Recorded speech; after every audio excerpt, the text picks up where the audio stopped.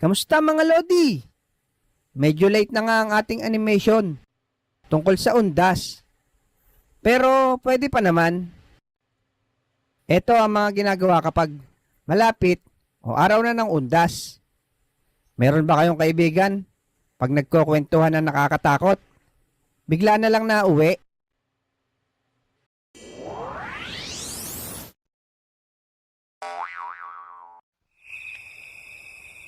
Aba, si Otlog oh. Nakita nga pala namin ni Bogart yung kapre, di ba? Oo, abudo. Parang di naman siya nakakatakot. Nagbe-vape pa nga eh. Ikaw, abudo, nakita mo na ba yung pugot na ulo dun sa daanan? Oo, Lex. Nagtakbo nga ako nung nakaraan. Iwan ang anino ko eh. Hahaha. Parang itong si Kulot, walang kinatatakutan. Meron naman, Lex. Meron yan, Lex. Kapag tumingin yan sa salamin, panigurado matatakot yan. Abudo, wala na raw pugot na ulo doon. Pero, parang white lady daw ang pumalit doon. Nako, hindi ako natatakot, Lex. Sanay na ako dumaan doon. Mahilig pa naman sa matakaw yun. Hahaha. Bale wala yun. Kahit ilan pa sila. Sige, yan muna kayo. May pinabibili pala sa akin. Hindi raw takot, ha? O bukas, Bogart, tayo pupuntang sementeryo. Sama ko, Lex. Sige, sabay mo na si Abudo. Bago ang undas, syempre, magpipintura muna. Bogart, baka iba na naman yung pipinturahan mo, ha? Hindi na, Lex. Tanda ko na nga eh. Ako pa. O sige, may dadaanan lang ako. Aba, si Paksinyo. Nakaporma.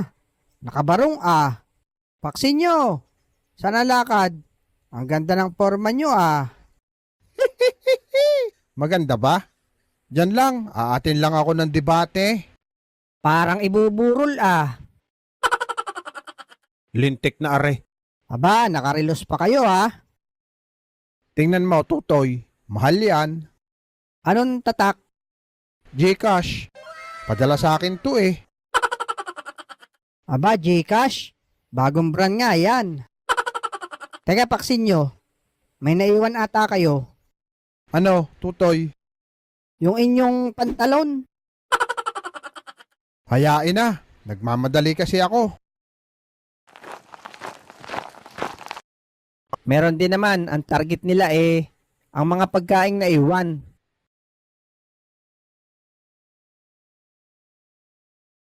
Teka, Abudo.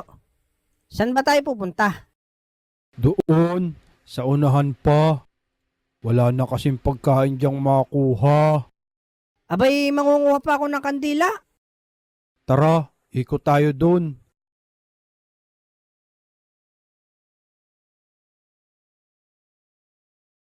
A few inches later. Uy, eto may pagkain. Favorite ko pa. Carbonara. Sige, ayan, may tao. Tulog naman eh. Bahala ka.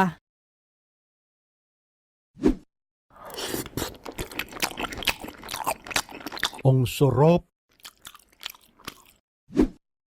Hoy mga tutay. Asan yung pagkain dyan? Alin ho? Yung carbonara. Ayun, tangay-tangay ng aso, manong. Baka kinain nyo. Hindi ho. Buti naman. Panis na yun eh. Papakain ko talaga sa aso yon. Ayan, kasibaan mo.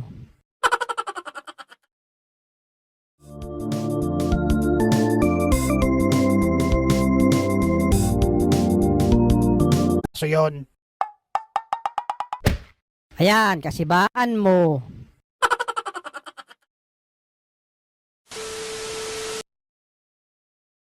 Ayun, natapos na agad. Puting-puti na.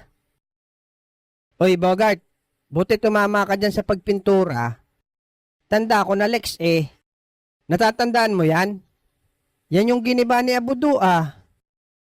Oo naman, manood ka.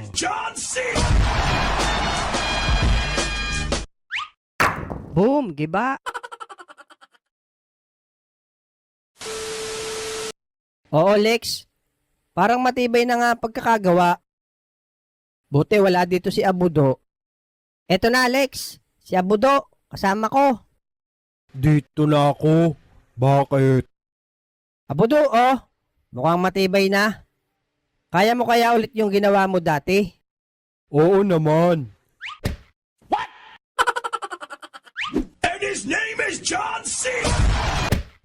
Boom, pisa. Medyo matibay nga no. At eto, mahilig naman manguha ng kandila. Kahit may tao pa.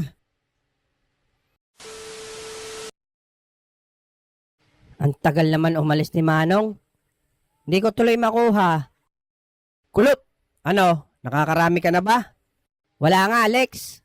Sinama kasi ako ni Tabatchoy. Pagkain ang hinahanap. Oh, Lex. Andiyan ka na pala. Oo, madaming kandila dito. Kulot, ano na namang nasa isip mo, ha? Wala, Bogart. Ay siya, sasaglit lang ako doon. Dito ako pinahamak dati ni Bogart eh. Mabawian nga si Bogart. Teka, may nalimutan ako saglit. Hoy bata, sino kumuha ng kandila dito ha? Ayun ho, yung tinghad ng ilong. Nagtakbo pa paroon. Ay animal na yun. Hindi pa nangangalahati eh. Teka nga, Si Mang Boy pala yun eh. Eto naman, yung lulutuin nyo yung kandila, bago bubuhusan nyo ng tubig para umapoy ng malakas. Tagal naman nan, Bogart. Antayin lang natin kumulo para malakas ang apoy. Eto nga't nakaredy na yung tubig ko. Saglit na lang to, Lex. Aantayin mo pa kumulo, ha? Pag usok nan, bubuhusan ko na yan. Ayan, medyo malapit na, Alex. Ano yan, ha? Ano ka ba naman, Boy Dila? Ba't binasa mo agad? Hala, si Kulot, lalong nasunog, Bogart. Aray ko, ang init.